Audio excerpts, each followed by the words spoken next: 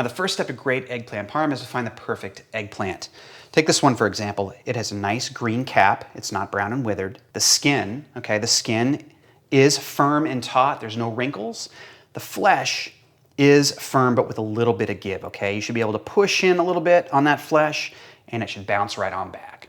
That's when you know the eggplant's ripe, it's not old, it's ready to roll. Also, pay no mind to the dimple on the bottom of the eggplant. No matter what you read, eggplants are genderless. There's no male and female eggplant. They're all the same, okay? It's also a fruit. Bet you didn't know that. All right, let's cut this thing up. I'm gonna cut the cap off the top here, and then I'm gonna take a little off the bottom. I'm gonna stand it up and slice it lengthwise into pieces that are about, I don't know, let's see, about 1/4 inch thick. See? Maybe a little less than that. All right, one more. Yeah, that one's a little thin. You might not use that one. Anyways, that looks pretty good, okay? I'm gonna put my eggplant aside and let's go ahead and set up our breading station. All right, let's be honest here. There's nothing you can really do to keep your eggplant parm crispy, but you can definitely keep it from getting soggy. That's why I only use 2 things when breading the eggplant. I use seasoned flour and I use eggs. I totally omit the breadcrumbs. I think that's what can make the eggplant parm mushy in texture, and honestly, pretty unpleasant. Not my thing. So I'm gonna go ahead and add about 1 cup of all-purpose flour here, a few pinches of fine sea salt, just like that, a little bit of cracked black pepper. Nice. Just a quick stir to incorporate all the ingredients, just like that. Now we're gonna crack some eggs. I'm gonna use 3 here.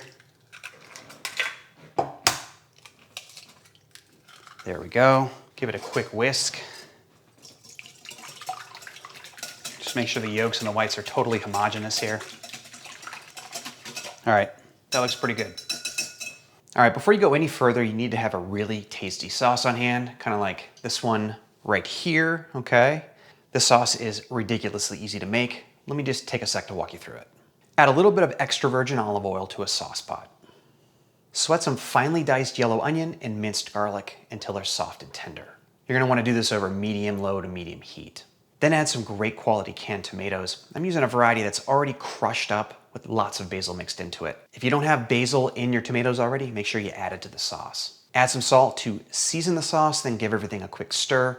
Place a lid on the pot and let everything chill out for like 20 to 30 minutes. You're gonna wanna do this over low heat so that sauce is barely at a simmer. That's pretty much it. Now, back to the eggplant parm. I've got this eggplant laid out here and I'm seasoning it with a little bit of salt. Make sure you get both sides, just a little bit.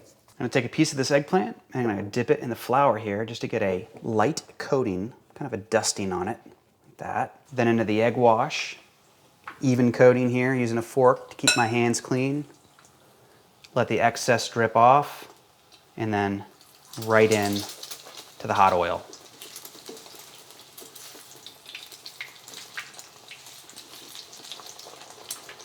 I think a couple minutes per side is sufficient, and then just lay them out on a wire rack to cool off until you finish, frying the rest of the slices. A lot of recipes call for you to salt and then press the eggplant, okay? That was great back in the day to take some of the bitterness out of the fruit, but nowadays, garden variety eggplants, like this right here, stuff that you buy at the store, the bitterness has been bred right out of it. So there's really no need to do that step anymore, okay? All right, last 2 slices. Man, everything looks fantastic. On to the next step. Here we go. In this bowl, I've got some sliced up semi-dry whole milk mozz, okay? You can use the fresh stuff, but I really think it's a little too wet for this type of application. Do what you want though. This is not a baking dish recipe. What you want to do is alternate layers of the fried eggplant and the mozzarella cheese, just like this, okay, to form your Parmesan. So pretty much 1 eggplant, that's going to give you 2 eggplant Parmesans, okay? So I've used 4 pieces, 1, 2, 3, 4, and I have 4 left for a second Parmesan. All right, this looks Marvelous. Now I'm just gonna bake these guys in a 350-degree oven for about 10 minutes until all that mozzarella cheese is nice and melted inside. Then we'll hit it with some sauce and some parm, give it a taste. All right, I wanna show you guys the interior, the layers, before I top it with sauce, okay?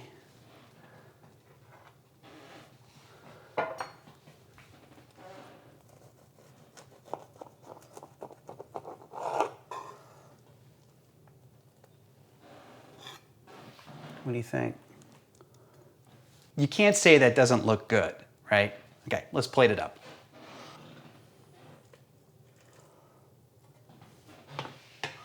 All right, the sauce is piping hot, all right? You want it that way. Right over the top. Just like that. I like a little extra, okay? Put as much as you want on there. Give the plate a teeny shake. Just kind of spread the sauce out a little bit. Just like that. Then you go on with Parmesan. Despite what you might think, this dish does not get its name from the cheese itself. I'll leave a few links in the description box. You guys can read about the origins of eggplant Parmesan. And yeah, it's pretty interesting. There we go. It's a pretty easy one here. Maybe a little black pepper. Go and just maybe a little pop of salt there. Okay, let's give it a taste. Oh my God, this looks so good. Look at how stringy the cheese is. Look at that. Oh my God, it's so delicious. Here we go, moment of truth.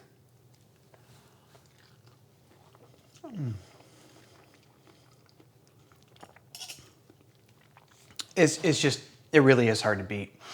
This version is from a local restaurant, one of the most popular ones in town. This eggplant parm is legendary around here, okay? So this recipe is definitely worth your time. Hope you give it a try. I'll catch you next time.